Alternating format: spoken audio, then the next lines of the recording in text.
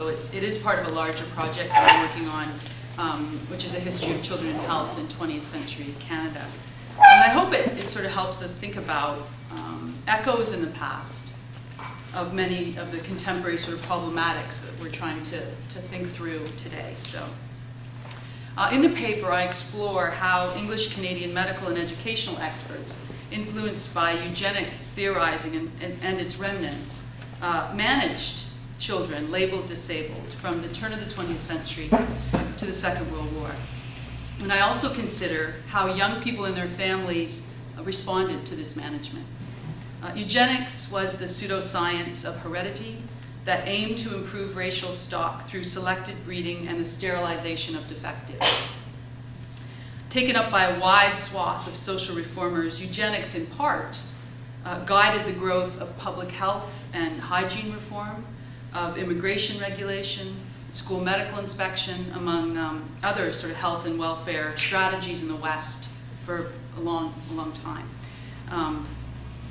And I want to talk a little bit about the language that I use in the presentation. So although it's, these terms are considered quite derisive to modern ears, to our ears, I use the terms that professionals and laypersons used in the period under study. So terms such as defective, degenerate, crippled, feeble-minded, all of which, of course, require careful historical contextualizing and unpacking. And I use these terms in order to trouble them and unsettle them. And I also employ the phrase, children labeled disabled, at various points to signal the very contingent nature of the designation. So not all children labeled disabled in the past would be labeled thus contemporarily, and vice versa. So this paper is intended to contribute to scholarship on the history of children and childhood that scrutinizes this language and the labels of disability as socially constructed and constitutive of uneven and often very oppressive relations of power. And in terms of the broader themes and purposes of our work today, I hope that this contributes to our understanding of young people as not only enduring long-standing disciplinary and regulatory relationships with the state and representatives and agents of the state, but also as active participants in a long history of maybe not quite talking back, but certainly responding to and in turn compromising these forces in ways that may not be as obvious to modern sensibilities. My central argument is that while an explicit eugenic agenda marked much of the debate over mentally defective children from 1900 to approximately 1935, doctors, teachers, curriculum specialists, and children themselves helped promulgate what I call a pedagogy of failure, which was, I think, implicitly derivative of eugenics, regarding all so-called abnormal children well into the Second World War and beyond, a period which is often associated with the decline of eugenic theorizing. And this pedagogy of failure, I'm speculating, or I think, I'm arguing, taught professionals and parents and children that physical and behavioral difference was a serious threat to individual health, to public health, and ultimately to the stability and the authority of the nation state. Employing what Michel Foucault called dividing practices, experts surveilled, contained, and when possible, attempted to remake individual children judged abnormal. And children and their families then had to navigate this pedagogy, which they did with varying degrees of success. So I offer here a discursive analysis of the writings of medical and educational experts in their leading journals, in textbooks, in magazines and newspapers, and through, several oral history interviews and autobiographies. I also consider the memories of adults who experienced the label of disability in their childhood. And last, for this very brief presentation, I draw on one example from the case files I have, or the patient records from the Hospital for Sick Children in Toronto.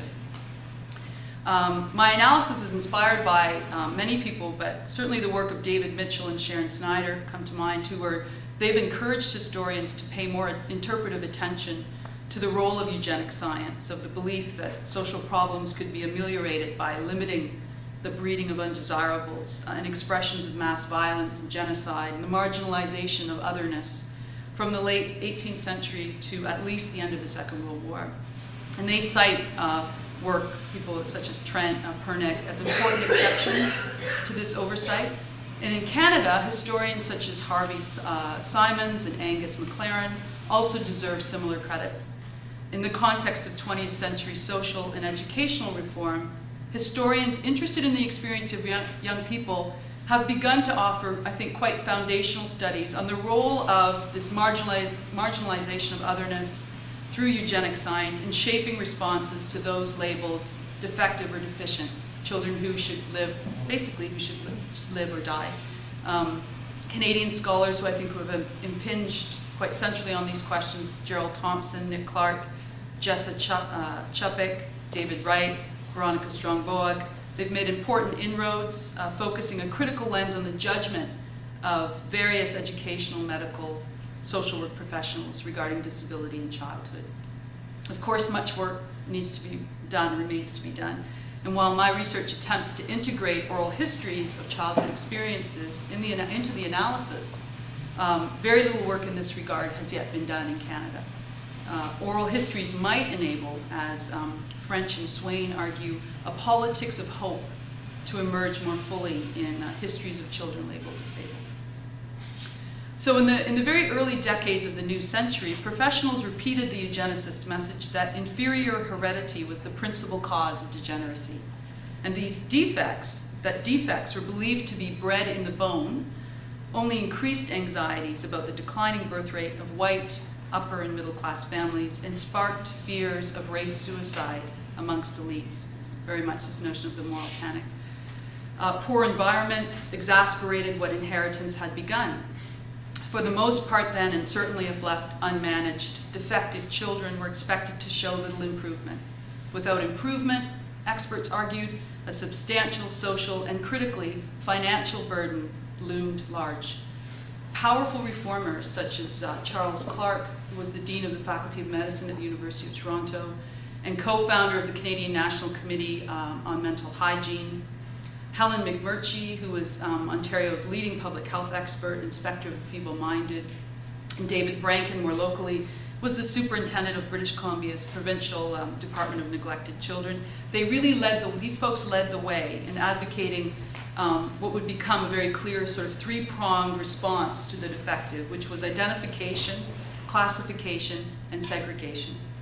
As Gordon Mundy, who was a psychiatric specialist at the Royal Victoria Hospital in Montreal, wrote in the Canadian Medical Association Journal, which was the premier journal, continues to be premier medical journal in Canada. And he wrote in 1914, quote, "There are large numbers of these poor unfortunates who are a menace to the stability of the country, and I have no hesitation in saying that it would be cheaper for the province to have institutions to look after them than it would to have them roam around at large, as now is the case," end of quote.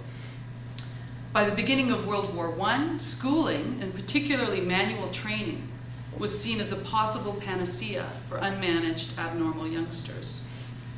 Here, educational and professional, medical professionals rather, formed a very potent and lasting partnership, perfectly positioned to disseminate new curricular information about physical and mental hygiene. Schools became really comprehensive human sorting stations. Large numbers of children compelled to attend could be tested, examined, and sorted into normal or abnormal categories. And if treatment was indicated, this could be carried out in the school as well. Public school curriculum supported the eugenic message by incorporating it into lessons on health and hygiene. So as Dr. Knight, who was the author of Ontario's main hygiene textbook, he wrote in 1914, quite clearly, quote, "If you have followed the teachings of this book thus far, it must be clear to you now that our lives are shaped largely by two great forces. One, by what we inherit from our parents, our grandparents, or other ancestral relatives, and two, by our environment." So although textbooks conceded that environmental factors were important, hereditary stock still was quite paramount. I think it's also important to acknowledge that two pieces of Canadian educational legislation endorsed eugenic-inspired segregation as a measure of national defense. the Special Class Act of 1911 and the Auxiliary Class Act of 1914.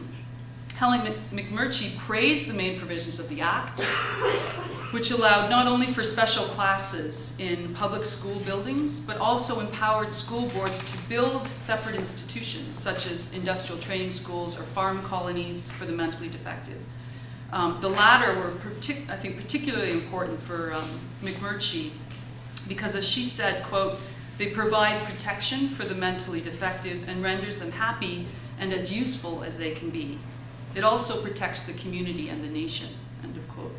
So while leading professionals like McMurtry characterized this segregation as beneficial to the interests of the individual and also the nation, teachers working in public schools identified perhaps more personal benefits. An Ontario teacher writing to colleagues in 1915 pointed out that the Auxiliary Class Act made possible the temporary segregation of a whole range of students, thought both ill-served in classrooms for normal youngsters and destined to hold back the progress of their peers. So she wrote, quote, "These classes may be established under the Act for foreigners, handicapped by language, manners, habits, better be taught by an expert who could more rapidly pass them on. Japanese, Chinese, Russian, Italian, semi-deaf, semi-blind, physically defective, crippled, some so much so that they have to be carried or have to climb long flights of stairs on their knees." So the conflation here of racialized handicap, that is this notion, so-called foreigners handicapped by language, manner, habits, with physical handicap, suggests the extent to which the construction of abnormal served those with social power. That racial inferiority was understood as a kind of defect that was bred on the body, bolstered the social construction of white supremacy in many national contexts, including, of course, Canada by the end of the 1920s. So in keeping with the tenets of eugenic theorizing about the importance of eliminating the breeding of undesirables, calls for restriction on immigration and or rapid assimilation of immigrants in this period were imbued with this sort of legitimacy of medical science and sort of a moral righteousness. For some children, school's lack of accommodation carried lasting lessons in the pedagogy of failure that required quite considerable navigation. Laura Trent, who was born in 1920 in the province of Ontario, did not attend school until she was 10 years old, and only then with considerable effort. I remember living in the country, she recalled, and in the winter it was very slippery and I couldn't get to school. I couldn't balance myself. And there was this boy next door who was from a big family, and do you know that every morning when it was slippery, he would bring his sleigh and try to get me to school. And I was never counted late by the principal if I got there and it was slippery, because he knew I couldn't balance like the rest of them, and I couldn't keep my balance. I couldn't manage like the rest of them, and I couldn't keep my balance like the rest of them, end of quote. So it was largely, of course, the responsibility of individual children and families to conform, and of course not the schools or the larger societies to accommodate difference, or even that orientation was not there. And I think this is confirmed rather than challenged by the exception offered to Laura by her principal. So many would be encouraged, of course, to turn to surgical interventions to fix what was considered inadequate about their bodies. So this notion of this proliferation of more finely calibrated or finely tuned dividing practices to manage defects, including surgical interventions on small bodies, really characterized, I think, the interwar years. As a preventative orientation to health really took hold, new knowledge about the nature and cause of abnormality was produced, new techniques for managing this production emerged, and a new optimism around improving health took hold. So rather than concentrating merely on identifying defective children, medical and educational professionals concentrated anew on preventing and eliminating defects. Supporters of eugenics, increasingly wary of unchecked non-Anglo-Saxon immigration and the strain of the Great Depression, aggressively defended the sterilization of defectives as the ultimate preventative measure. Eugenic sterilization in most parts of English Canada, however, fell out of favor by the end of the 1930s, as medical professionals questioned its effectiveness and recoiled from its association with the Nazi Holocaust. But it's important to acknowledge, of course, that hospitals for the feeble-minded in the province of Alberta, as one example, continued their program of forced sterilizations into the 50s and 60s. Even though explicit expressions of eugenics drew fewer influential supporters by the end of the 1930s, professionals continued to convey the eugenicist message that defectives were nonetheless tragic mistakes requiring therapeutic and surgical intervention. And intervention, I think, interestingly, was to happen earlier and earlier, much earlier than school age. And parents were increasingly, particularly mothers, increasingly considered allies in surveillance and had this new job, if you will. Lloyd McAfee, who's the school medical officer for Ottawa's public schools, reminded parents and colleagues in the 1930s, late 1930s, that, quote, "A great many children enter school saddled with defects which should never have developed if adequate attention and supervision had been given during the preschool period." End of quote. State-sponsored child health centers joined public schools and families as important sites of surveillance. By the 1940s, centers could be found in every major city in the country. At the centers, defects, an advocate boasted, are caught in over 45% of the children between the ages of 2 and 5 attending the centers, which otherwise, unless corrected, might handicap them for life. End of quote. With the possibility of this sort of failed future looming, threatening those left sort of handicapped, parental and public sort of vigilance was stepped up. Surveillance emerged as an urgent parental duty. Such pessimism about the future impinged directly on the experience of youngsters whose bodies marked them as different. For Nancy Bryson, a polio survivor who grew up in the province of Manitoba in the 1930s, gender constraints added another layer of complexity to her experience. Having developed what she characterized or called a limp as a result of her illness, she came to understand that she would never be considered an attractive mate. The social economy of heterosexual dating and marriage, assumed to be part of every normal adolescent's experience, was somehow closed to her. Because I never thought, she explained, that anybody, deep down in my heart, I never thought that anybody would take me because I was lame. I had that idea, end of quote. And such ideas were, of course, taught to young people through approved health curriculum in public schools. No matter what you wish to do in the world, suggested the authors of a typical health book published in 1938, your ability to control your own mind and muscles must be the basis of your success, end of quote. So students able to master and control their bodies, to benefit from good muscles, were on the road to successful adulthood. For children labeled disabled who didn't have control over their muscles or their bodies, the future was, of course, then less secure. As the Second World War continued and the increasing popularity of psychology as a therapeutic tool rose in prominence, it signaled, at least, I think, an important growing sensitivity to the social and emotional needs of children under medical care. By the 1950s, hospital practice was shifting to include playtime for children who were hospitalized for long periods. Children with physical or mental differences were often assumed, rightly or wrongly, to suffer negative psychological ramifications. Dr. Hamilton Baxter was a plastic surgeon at the Children's Memorial Hospital in Montreal. Argued in 1941, for example, that, quote, the most important effect of protruding ears on children is psychological, causing many to develop a feeling of inferiority, end of quote. So early detection of the defect and surgical intervention, Baxter suggested to his colleagues, was key.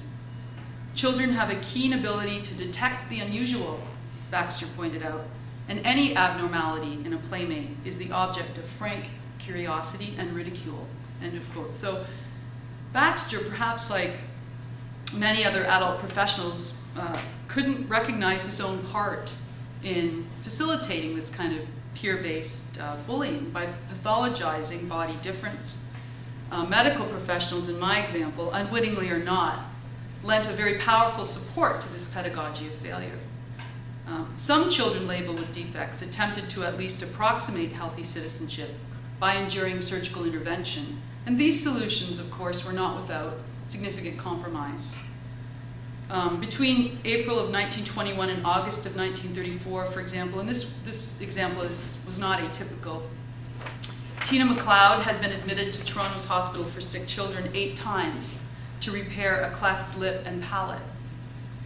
Results have not been completely satisfactory, according to doctors' notes, and she's returning for further plastic surgery. So Tina had gotten beyond the need for surgery to allow her to breathe and eat. She was coming back for plastic surgery for her appearance. Pat White, born in Terrace, British Columbia in 1945, remembered undergoing operations to correct her flat feet. Surgery only worsened her physical mobility. She said, "People could see me from a mile away. As soon as they saw me, they knew who I was because of the way I walked right after that operation, because things weren't right," end of quote. So clearly, surgical attempts to correct these notions of defects had their own potentially disabling effects. So by way of a quick conclusion, between 1900 and the end of the Second World War, doctors and educational specialists in English Canada had much to say about the defective child.